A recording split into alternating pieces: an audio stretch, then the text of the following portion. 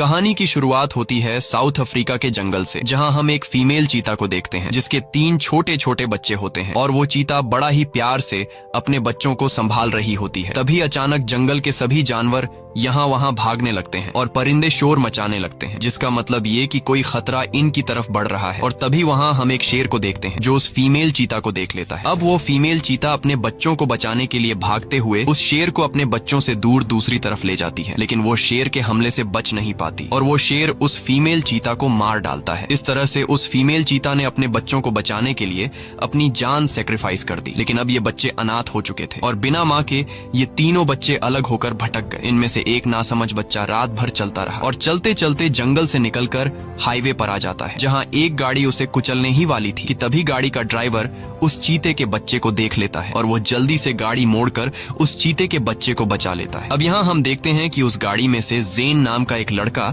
अपने पिता के साथ बाहर आता है। जेन चीते के एक छोटे से बच्चे को देखकर काफी खुश होता है और उसे अपने गोद में उठा लेता है। जेन उस चीते के बच्चे को अपने साथ घर ले जाना चाहता था, लेकिन जेन के पिता पीटर ऐसा करने से मना कर देता है। पर जेन को ये चीते का बच्चा पसंद आ गया था, इसलिए वो बार बार अपने पिता से इस चीते के बच्चे को अपने साथ घर ले जाने की रिक्वेस्ट करता है, जिस पर जेन के पिता मान जाते हैं, क्योंकि जेन का पिता पीटर भी जानता था कि अगर इस चीते के बच्चे को यहाँ अकेला हाईवे पर छोड़ दिया गया तो ये किसी गाड़ी के नीचे आकर मारा जाएगा। अब ये दोनों जब उस चीते के बच्चे को घर लेकर आते हैं तो जेन की मॉम उस चीते के बच्चे को देखकर काफी खुश होती है, लेकिन जेन के पिता पीटर को उस चीते के बच्चे से कुछ खास लगाव नहीं था, क्योंकि उसे डर था कि चीते जैसे खूनखार जानवर को घर पर रखना ठीक नहीं और ये चीते का बच्चा कहीं जेन को नुकसान न पहुंचा दे। लेकिन कुछ दिन गुजरने के बाद पीटर भी उस चीते के बच्चे से प्यार करने लगता है। अब यहाँ ये लोग उस चीते के बच्चे का नाम डूमा रख देते हैं और डूमा अब जेन की फैमिली का एक मेंबर बन जाता है, जहाँ सभी लोग डूमा के साथ काफी प्यार से रहने लगते हैं।